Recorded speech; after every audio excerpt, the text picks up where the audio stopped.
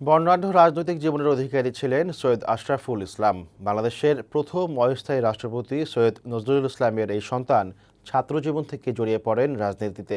টানা 5বার সংসদ সদস্য নির্বাচিত হয়েছেন আদর্শবান এই রাজনৈতিক ব্যক্তিত্ব। আওয়ামী লীগের সাধারণ সম্পাদকের দায়িত্ব পালন করেছেন 2 মেয়াদে।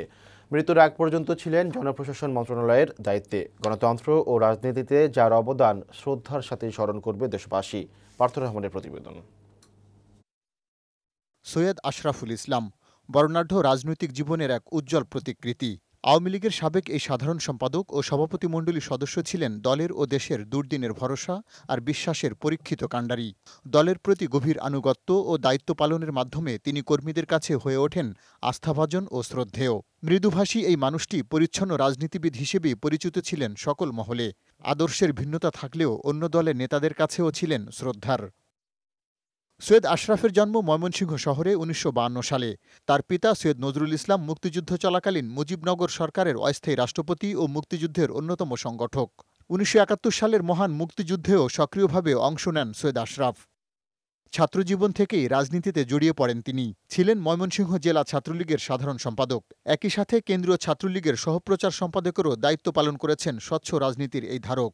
আমরা যদি ঐক্যবদ্ধ থাকি, পৃথিবীর কোনো শক্তি নাই এই আওয়ামী লীগকে আপনার স্তব্ধ করে দিতে পারে।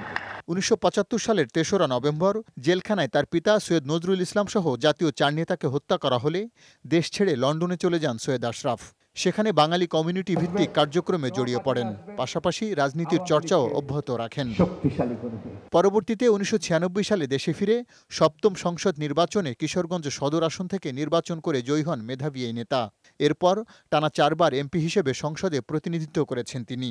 ২০০৭ সালে দেশে জরুরি অবস্থা জারি হওয়ার পর আওয়ামী লীগ সভাপতি শেখ হাসিনা ও সাধারণ সম্পাদক আব্দুল জলিল গ্রেপ্তার হলে দলের দুর্দিনে ভারপ্রাপ্ত সাধারণ সম্পাদকের দায়িত্ব পালন করেন সৈয়দ আশরাফ। এরপর ২০০৯ থেকে ২০১৬ সাল পর্যন্ত টানা 2 মেয়াদে আওয়ামী লীগের সাধারণ সম্পাদকের দায়িত্ব পালন করেন।